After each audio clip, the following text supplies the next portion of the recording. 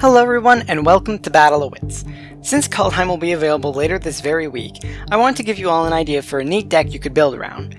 And wow, Kaldheim is something. So many neat commanders to build around and so many cards for the 99. Now, I considered a bunch of different options including Eska, Foreign Klex, as well as a few others, but I decided in the end to go with one of my favorite beings from the Norse myths, Fenris Wolf. Or, to be more exact, I went with Sarulf, Realm Eater. A black-green wolf that costs free mana, and whenever an opponent's permanent is destroyed, you put a +1/+1 counter on Sarulf.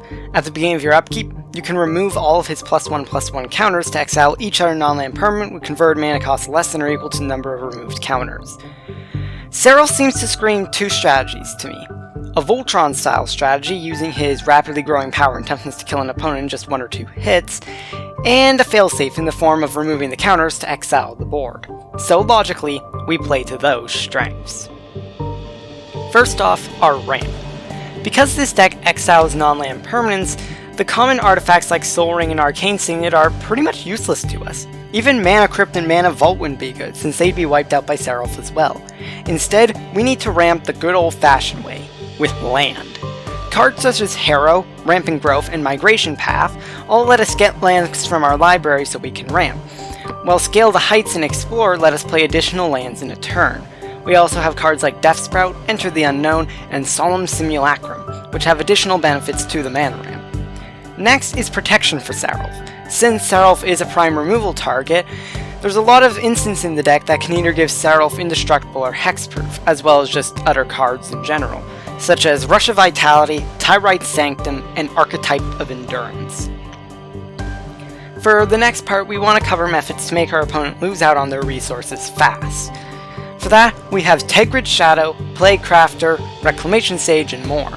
Additionally, we also have payoffs for removing our opponent's set, such as Reaper of the Wilds and Nilliath. Additionally, this is where the underrated Curse of the Cabal kicks in.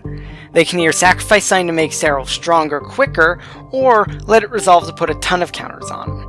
It's a slow but steady method to eventually clear the board. And now comes the part that makes Sarulf difficult to play, taking advantage of the ability. The first step is not losing our stuff. The first way we go about this is sacrificing everything. Viscera, Greater Good, Woe Strider, and other creatures in the deck can sacrifice for payoffs, allowing your stuff to go to the graveyard instead of exile. From there, you can use the Living Death, Living End, and Praetor's Council to get your graveyard back. The second step is just making them not get exiled, thanks to Ashaya, Soul of the Wild, which turns them into lands, or Rescue from the Underworld, which both returns a creature from our graveyard and lets one creature dodge the board wipe. Additionally, you can have effects that trigger when it leaves the battlefield, such as Blood Tracker for card draw, and Faceless Butcher to slowly but surely blink a creature you control. We also have Kaya's Ghost Form, which will let one of our creatures survive the exile. We also have permanents with high converted mana cost, such as Impervious Great Worm and Gulta Primal Hunger, which are much cheaper than the 10 and 12 mana cost implies.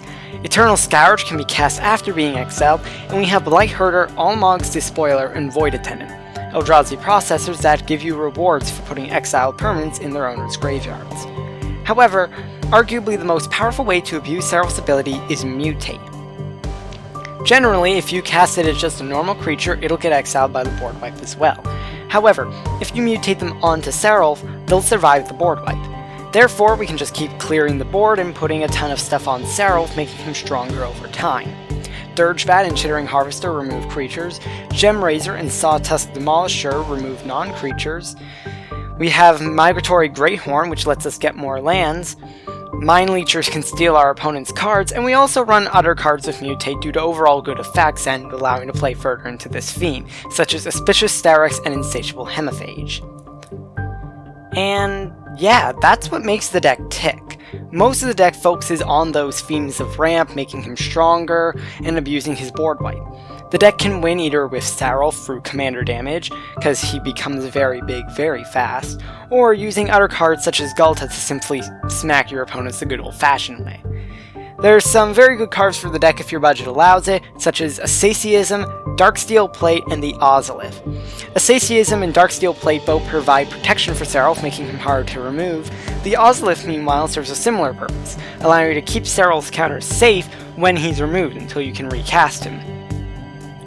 And that's pretty much the deck. It comes up to around $120 on Card King, and you can see the full deck list down in the description below. This was a fun deck to make, honestly. I like building decks for new commanders, and Sarulf for some reason just stuck out to me. Maybe it's because I like Fenris Wolf, I don't know, that's probably a big part of it. But I think it's neat, I think it's cool, hopefully you do too. If you enjoyed this video, be sure to leave a like, comment, and subscribe. Maybe tell me what kind of commanders you want to see me build around next. And as for Battle of Wits, if you enjoyed this, consider checking out this video, which was chosen specifically just for you, or this video, which is my most recent. I hope to see you all soon, and until we meet again, ciao. Oh, and enjoy call time.